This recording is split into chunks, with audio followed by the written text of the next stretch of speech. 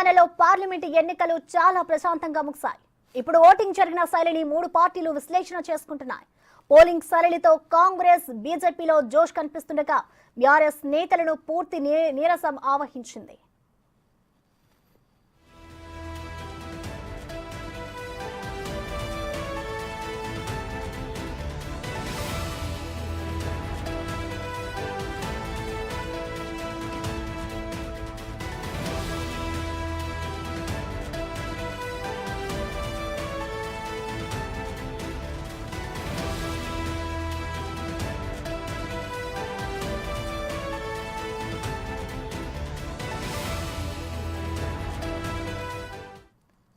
ఇదే అంశానికి సంబంధించిన మరింత సమాచారం మా associate input editor Nagesh live లో అందిస్తారు. నగేష్, చెప్పండి, తెలంగాణలో పార్లమెంట్ ఎన్నికలైతే ప్రశాంతంగా ముగిశాయి. ఎన్నికలకు సంబంధించి ఏ పార్టీ అంచనాలు ఆ పార్టీకి ఉన్నాయి? సో దీనికి సంబంధించి మీ విశ్లేషణ ఏంటి నాగేష్?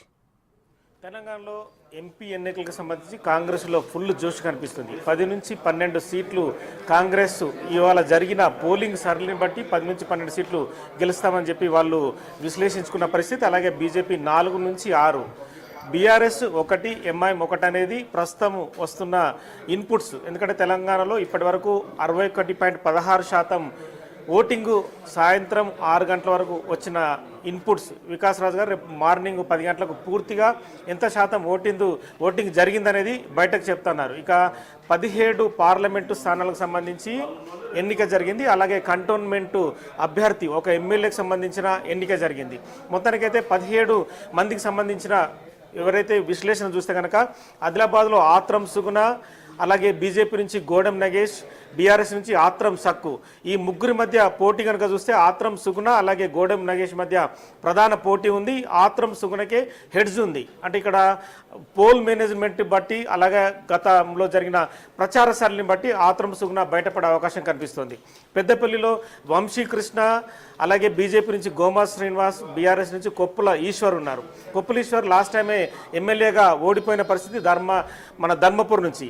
గోమాస శ్రీనివాస్ బీజేపీ క్యాండిడేట్గా వచ్చారు. గతంలో కాంగ్రెస్ పార్టీ నుంచి బీజేపీకి వెళ్ళిన పరిస్థితి. ఇక్కడ వంశీకృష్ణకు హెడ్జ్ ఉందని చెప్పచ్చు. వంశీకృష్ణ వాళ్ళ తండ్రి కూడా ఎమ్మెల్యేగా ఉన్నారు, చెన్నూరు ఎమ్మెల్యే వివేక్ ఉన్నారు, వాళ్ళ పెద్దనాన్న కూడా బెల్లంపల్లి వినోద్ కుమార్ ఎమ్మెల్యేగా ఉన్నారు. మొత్తానికైతే వంశీకృష్ణకు గతం నుంచి, ఎందుకంటే వాళ్ళ తాతయ్య గుడిసెల వెంకటస్వామి అక్కడి నుంచే చాలాసార్లు గెలుపొందారు కాబట్టి వంశీకృష్ణకు ఈసారి హెడ్జ్ కనిపిస్తుంది. అలాగే కరీంనగర్ నుంచి వెలిచాల రాజేంద్రరావు, అలాగే బండి సంజయ్ సిట్టింగ్ ఎంపీ ఉన్నారు, వినోద్ కుమార్ బోయిన్పల్లి మాజీ ఎంపీ ఉన్నారు.